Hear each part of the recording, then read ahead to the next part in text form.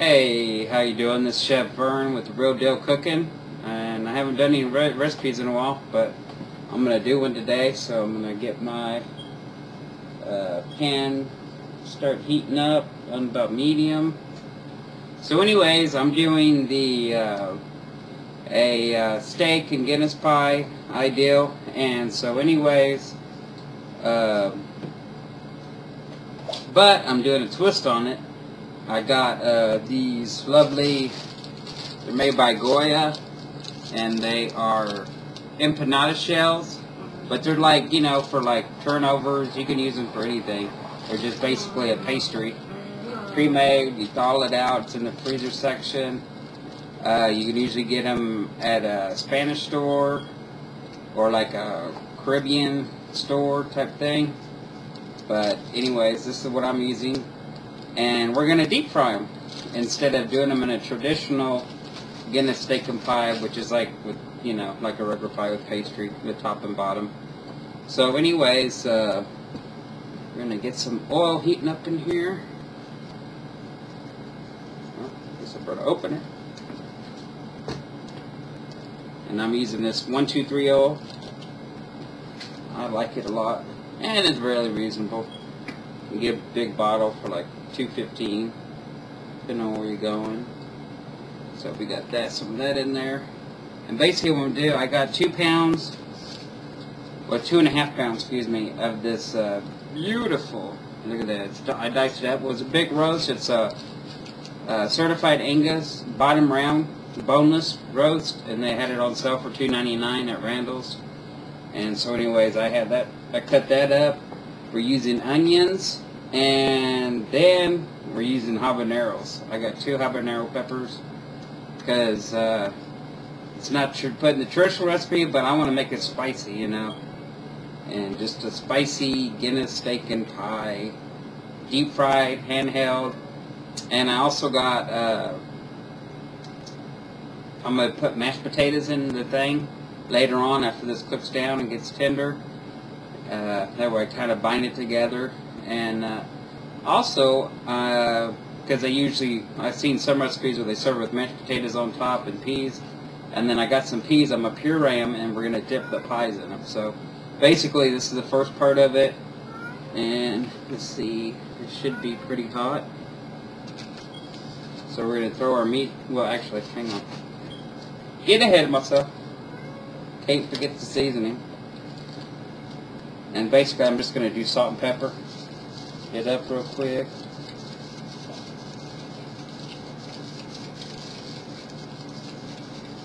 And this is sea salt. I love this brand. It's fine sea salt, Mediterranean. I don't even know how to say the brand, but you know, natural. Love it. Put this up here so you can see it. And then fresh cracked black pepper. Gotta have that always.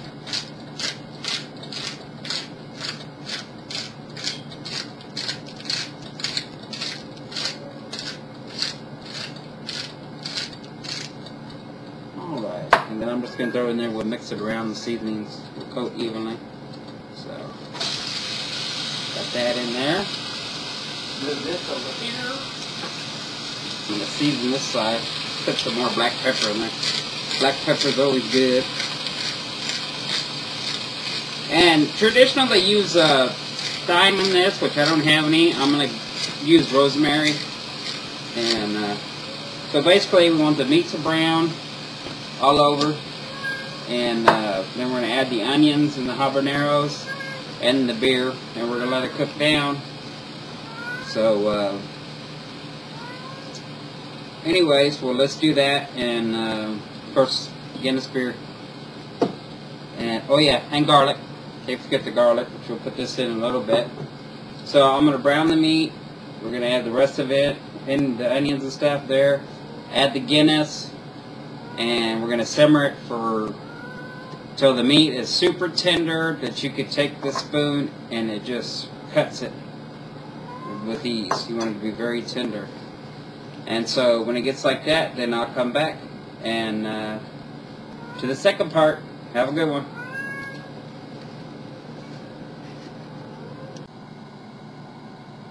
So this is Chef Vern back. I wanted to show you another. So after I seared the meat, I added the onions to the 2 habaneros and the garlic, and I added 1 beer to it.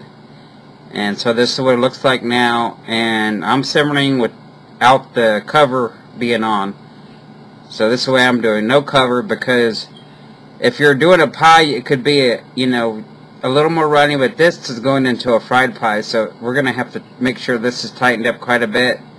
And as the beer, may need only 1 beer, but we'll see how it evaporates, because if it evaporates a lot, then I'll add another beer to it.